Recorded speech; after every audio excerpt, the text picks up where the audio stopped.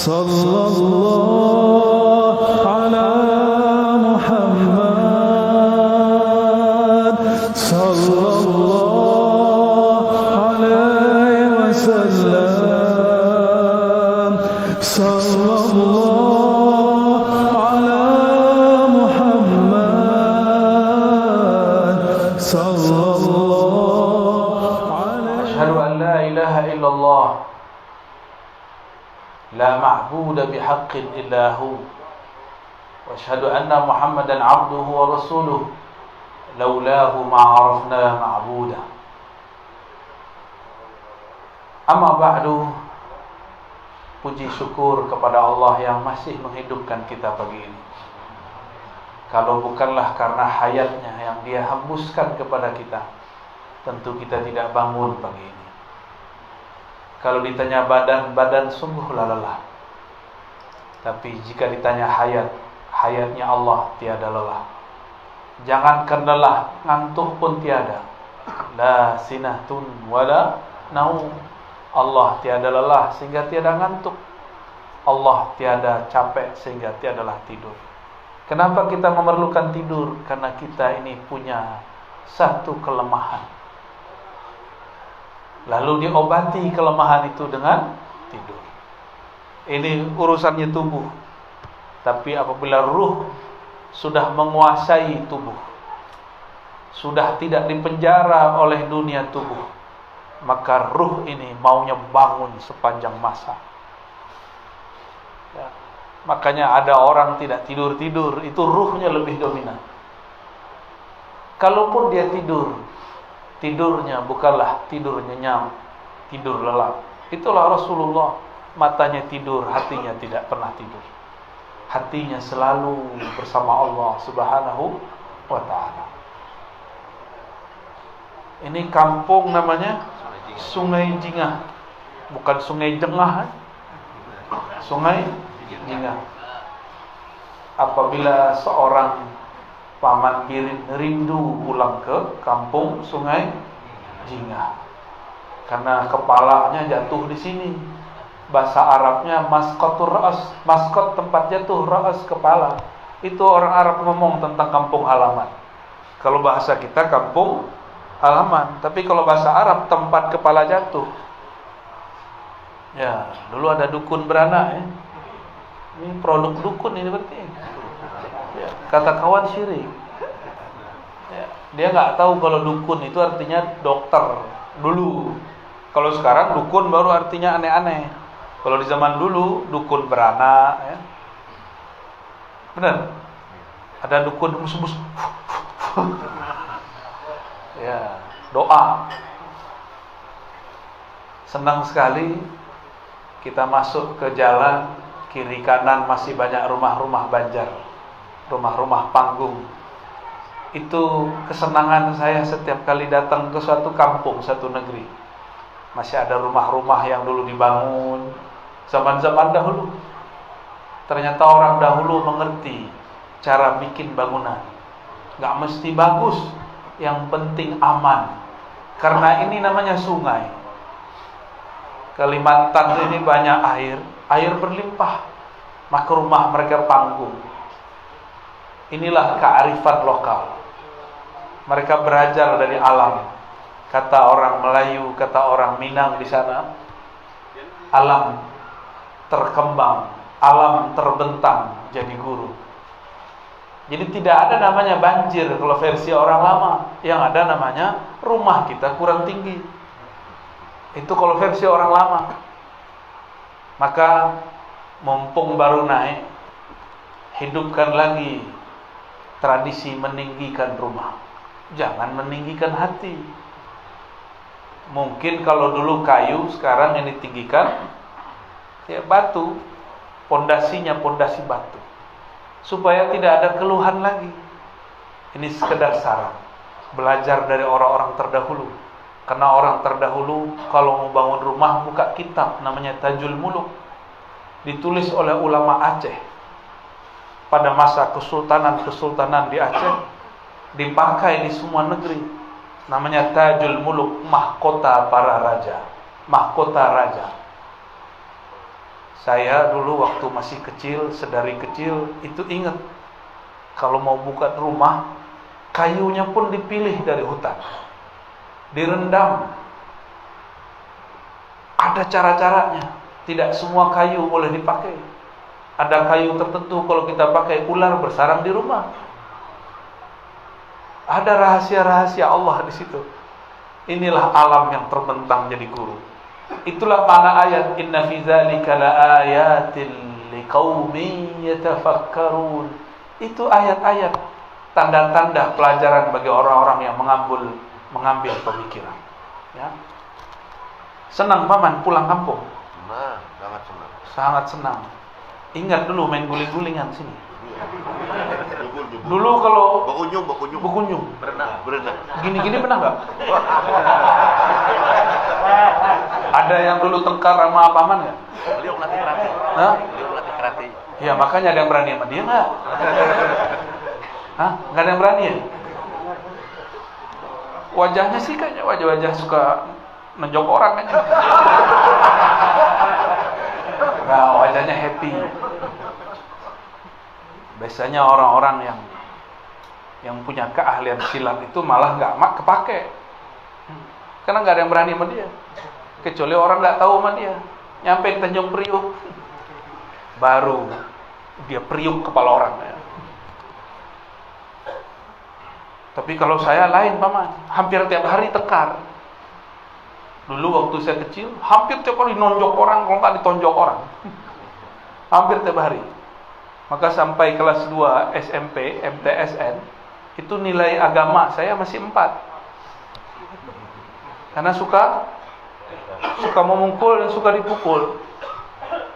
Kelas 1 SMP, itu tengkar makawan saya, ahli takraw. Tahu takraw, sepak takraw. Padahal itu kawan baik.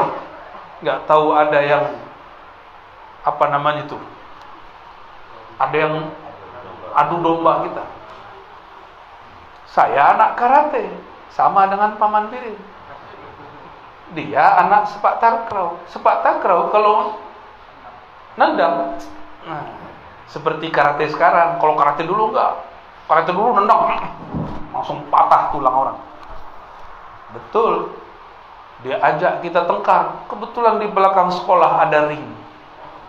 Itu saung tapi jadi ring. Baru masuk saya ditendang pakai sepak takraw. Ya tidak sakit lah, melayang pun tidak.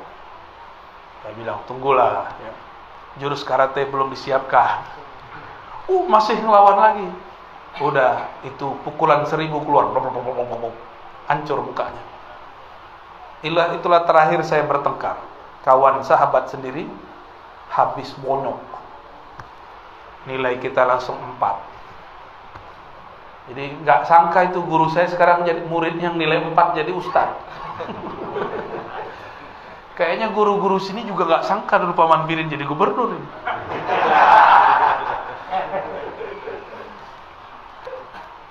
Di ujung kelas 2 masuk kelas 3 saya belajar thariqat.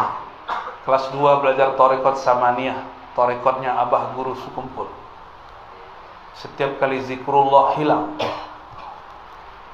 Ketika kelas 3 SMP ikut khalwat Naqsyabandiyah 40 hari. Mulai saat itulah qalbu ini mulai tenang.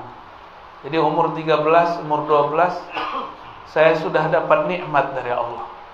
Nikmat untuk menggetarkan qalbu. Alhamdulillah, kalau bukan karena nikmatnya tentu kita tidak dapat.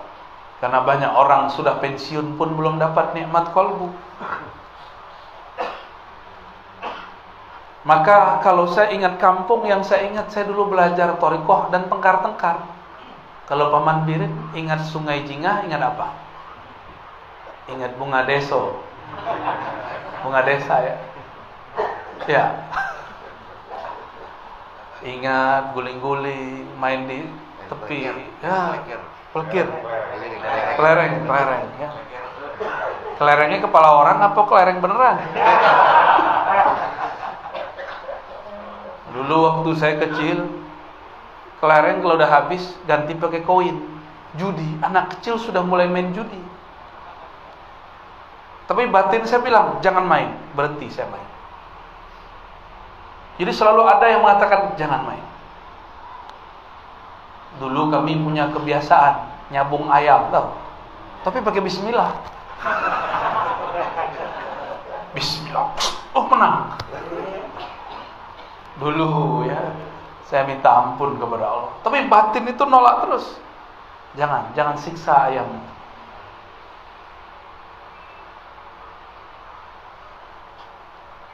Pulang kampung salah satu kerinduan seseorang. Kalau kita merantau, yang pernah merantau, ini kan pernah merantau ya, Pak Bir ini merantau ke Tanjung Priok, benar. Yang pernah merantau pasti merindukan kampungnya. Kalau malam takbiran air mata menetes, teringat indah syahdunya nostalgia waktu di kampung. Saya kira dia nangis karena ingat Allah. Ternyata dia nangis karena ingat kampungnya. Tapi itu pelajaran. Jika kampung badan ini membuat kita terharu, apalagi kampung rohani. Itulah makna inna lillah.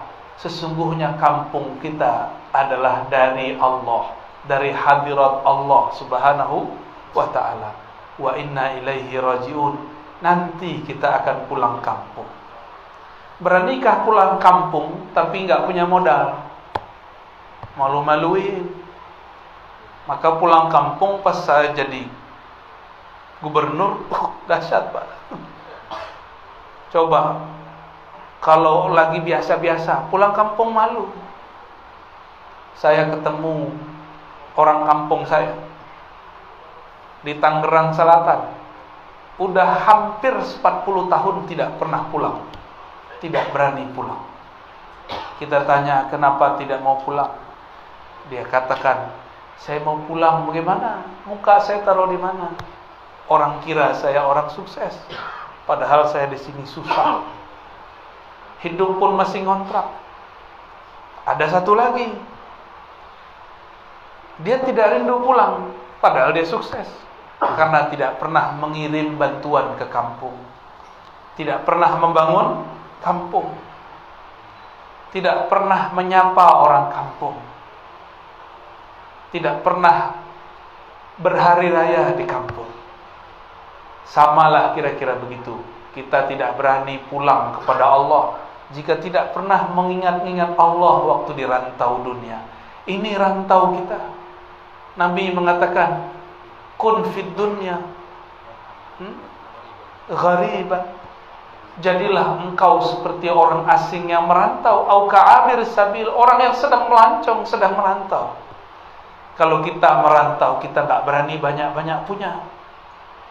Yang pernah keluar negeri, keluar kota sering-sering, jika banyak bawa koper, ribet keluar. Maka orang-orang yang terlalu banyak menyimpan, itu kurang berbagi selama di dunia. Maka ketika dia berpindah alam, transit di alam barzakh, susah bawaannya. Nabi paling kaya, Nabi siapa? Sulaiman. Ada orang lebih kaya dari Nabi Sulaiman.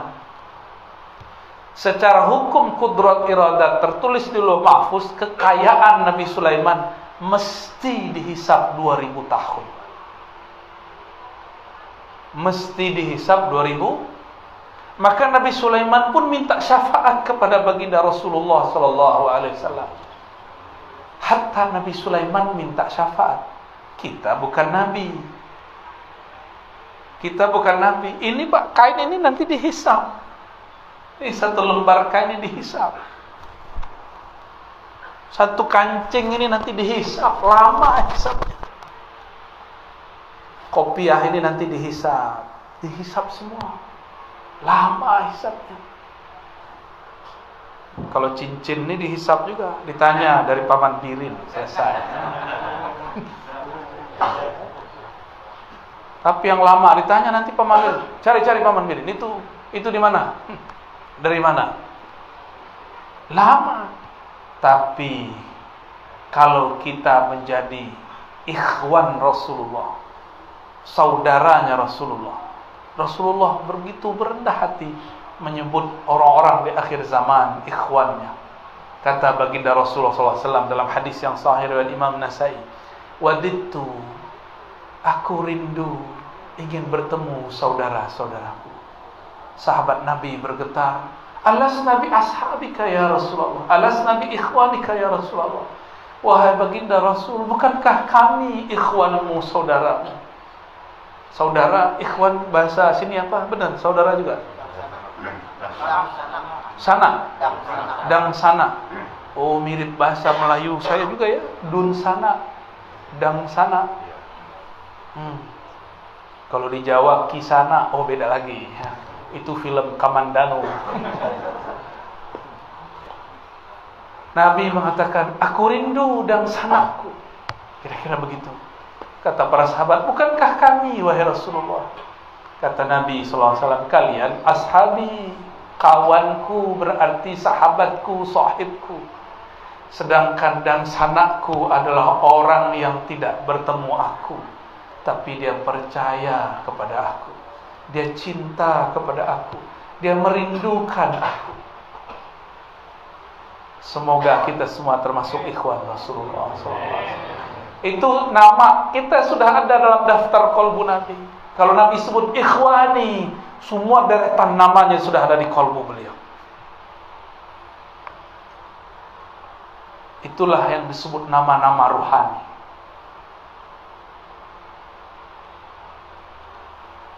Lalu Nabi SAW mengatakan, Ana faratukum alal haud. Aku lebih dahulu menunggu kalian di haud, telagaku. Itu telaga haud Rasulullah namanya Al-Kautsar. Apa namanya? Itu satu tetes kalau masuk ke dalam badan, orangnya langsung abadi. Wajahnya langsung muda. Paman Bilid langsung semuda saya. Saya muda enggak, Paman? Muda banget. Tapi ruhnya tua. Kalau lihat ruh saya tua, ya. Namanya Hashim. Hashim tua enggak? Masjidnya Rasulullah SAW. Maka Hashim itu simbol.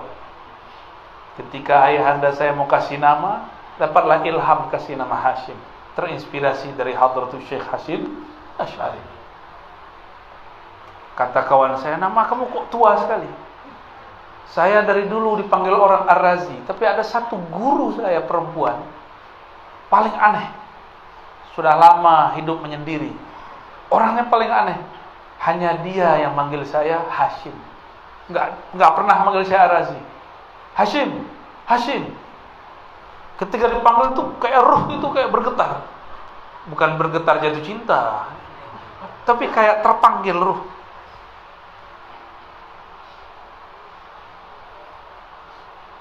Kalau yang memanggil kita dengan nama kecil, nah, kemarin saya nanya sama Paman, waktu kecil dipanggilnya apa? Aing. Kalau ada orang manggil Aing di Jakarta, itu Paman langsung lihat, kayaknya temanku di Sungai Jinga. Kalau di sekolah panggilannya apa? Birin ya. Ketua kelas. Oh, ketua. Jadi kalau lagi jalan-jalan, ya, ketua kelas terus ya. Oh, berarti kata orang kampung saya baga, berani. Ya pantaslah jadi ketua Kalsel ya. Dipanggil ketua, kita langsung ingat, oh kayaknya temanku sekolah nih. Maka cara memanggil, nama yang dipilih menunjukkan makom orang yang memanggil, menunjukkan pengenalan makrifat orang yang memanggil. Jadi siapa saja yang memanggil Allah dengan nama-nama rahasia, berarti orang ini orang-orang Rasul. Maka imam-imam kita terdahulu kirim kitab namanya Dalail Khairat, mengirimkan nama-nama Rasul sallallahu alaihi wasallam. Ada banyak nama Rasul. Ada banyak nama Rasul. Siapa yang dapat memanggil Rasulullah dengan nama yang beragam, berarti dia adalah ikhwan Rasulullah sallallahu alaihi wasallam. Satu kali saya bertemu guru saya, Syekh Abdul Rabb An-Nazari, bersama dengan Sidi Musa ini.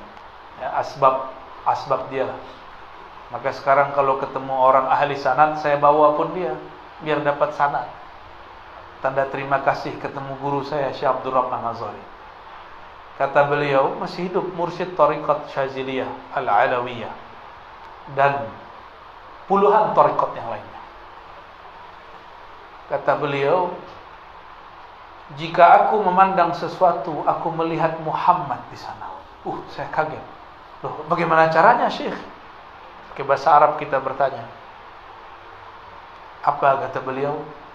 Tiadalah engkau memandang alam kecuali alam itu terlihat asbab dia wujud. Asbab alam wujud karena Allah ingin dikenal, Allah ingin disembah. Liya'buduni, supaya mereka menyembah aku, mengenal aku. Dan yang paling sempurna menyembah Allah hanyalah Sayyiduna Nabi Muhammad sallallahu alaihi wasallam. Maka alam ini dicipta untuk beliau. Huwallazi khalaqa lakum ma fil ardi jami'a. Lakum di situ adalah Rasulullah sallallahu alaihi wasallam. Dialah yang menciptakan bagi kamu semua yang di muka bumi. Oleh karena itu, ketika fisik sang Ahmad bernama Muhammad bin Abdullah berjalan di pepohonan, semua pohon menyambut dengan mengatakan, "Ya Nabi, salam alaik." Wahai Nabi, salam atas engkau. Beruntunglah itu pohon, beruntunglah itu batu, beruntunglah itu pasir, diinjak, dilalui, dijawab salamnya oleh Rasulullah SAW. Jika itu pohon, cabangnya, tangkainya menjadi tongkat, itulah tongkat paling mulia, tongkat paling dahsyat. Tongkat-tongkat itulah nanti yang dibagikan di akhir zaman kepada pejuang akhir zaman. Nabi SAW, coba bayangkan, jalan, pohon, batu, air, semuanya mengucapkan salam kepada Rasulullah SAW. Ada manusia bertemu Nabi, justru menentang Nabi. Berarti dia lebih keras daripada batu, lebih bodoh daripada hewan, lebih kaku daripada tumbuhan. Jadi manusia itu jika alim, arif kenal Allah, dia lebih mulia dari malaikat. Jika dia jahil kepada Allah, dia lebih hina daripada binatang, lebih keras daripada batu. Maka beruntunglah orang-orang yang menghidupkan kajian-kajian tentang Nabi, salawat-salawat kepada Nabi. Setiap kali ada orang bersolawat, maka alam ini merindukan Rasulullah SAW. Coba aja rasa. Jadi kampung rohani kita Hadratullah. Apa namanya? Disebut hadirah. Ya, hadiratul hadirah. Hadir di hadapan Allah. Itulah kampung. Tapi untuk pulang kampung perlu tiket. Kalau mau beli tiket, nggak punya nama, bisa? Untuk di bumi ada tiket KTP, luar negeri pakai paspor, benar? Maka juga ada paspor langit, paspor gaib, paspor untuk menembus alam. Disebutlah nama ruh. Disebut apa? Nabi Muhammad nama ruhnya Ahmad, nama jasadnya Muhammad. Nama jasadnya Muhammad bin Abdullah, nama ruhnya Ahmad Ruhullah. Nama nurnya Muhammad Habibullah, Muhammad Nurullah. Nama walayahnya, Nabi itu juga wali. Wali artinya kekasih. Muhammad Abdullah. Itulah yang kita baca setiap bulan Rajab. Subhanalladzi asra bi'abdihi laila. Maka orang yang ingin diangkat mi'raj kepada Allah harus menjadi hamba dahulu. Hamba itu orang yang menolkan dirinya di hadapan Allah. Hilanglah jabatan, hilanglah ilmu, hilanglah maqam. Hanya ada Allah sebagai zat yang maha mulia. Hanya orang-orang seperti itu yang dapat diangkat oleh Allah Subhanahu wa taala. Benarlah Rasulullah bersabda, ma tawadhu'a ahadun illa rafa'ahu Allah.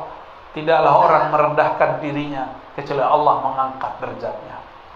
Maka berkata Imam Abdul Wahab Sya'rani, ya, nama Imam Sya'rani ini sangat berkesan di kalangan umat, sampai-sampai di Banjar, di kemarin nama kampungnya apa? Sekumpul.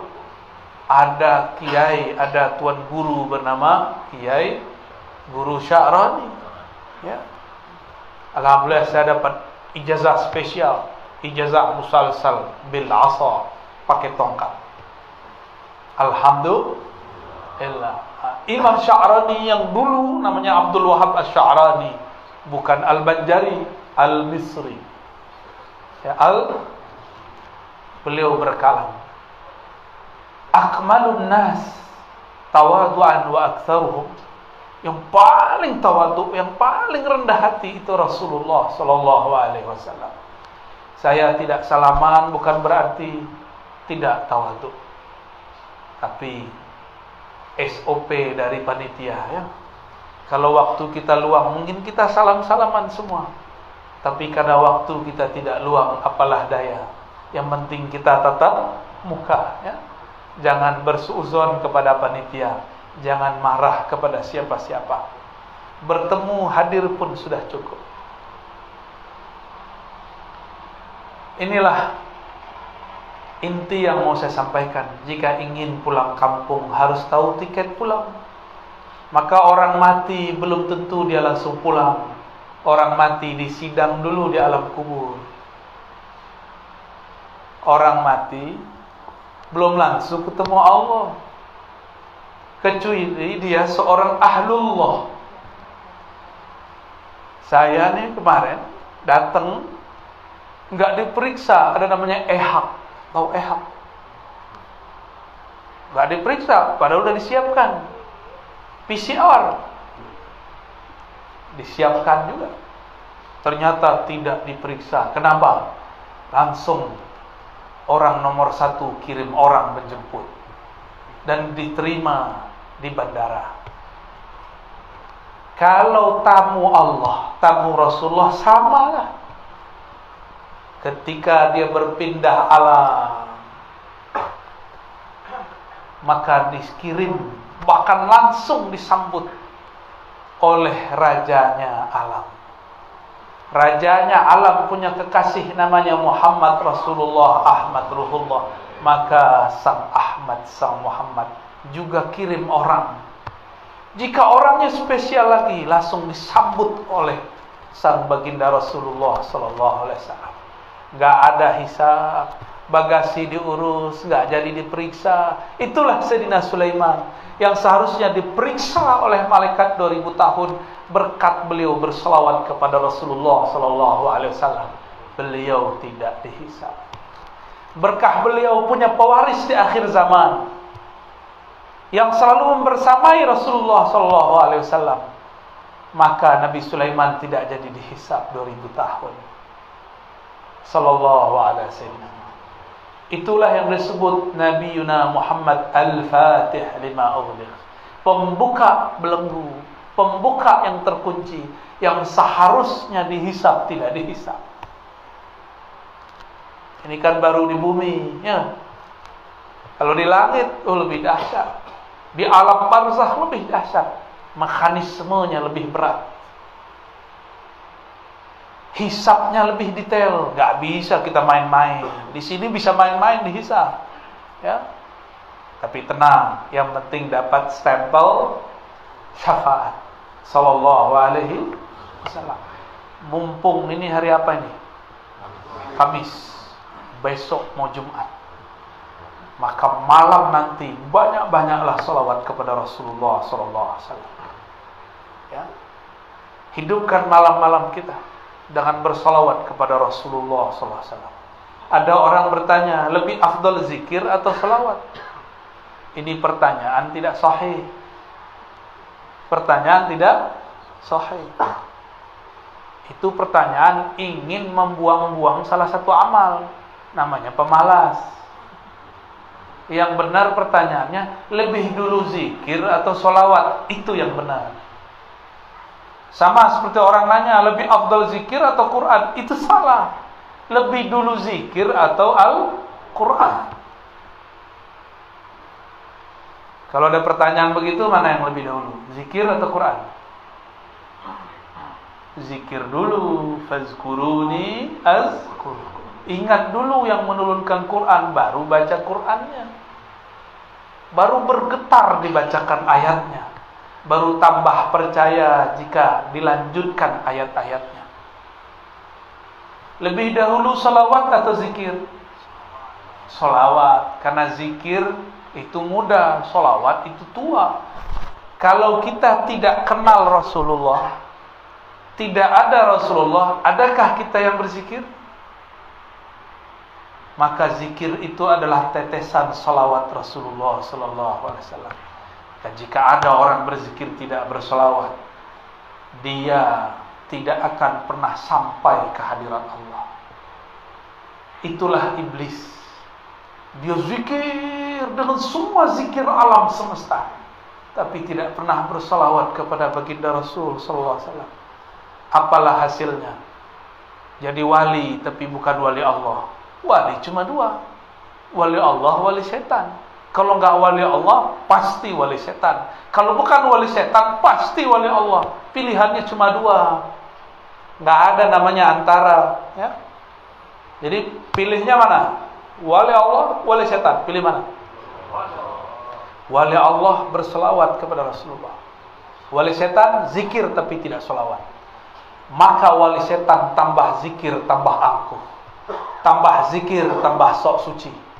Tambah zikir, tambah sok ahli ma'rifat. Tapi kalau ahli solawat, tambah merasa hina.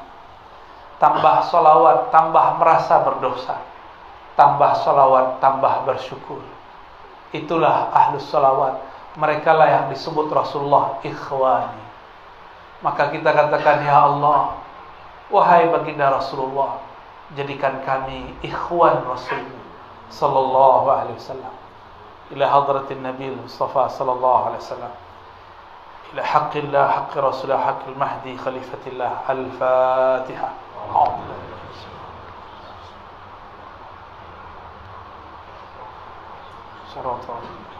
sallallahu ala Muhammad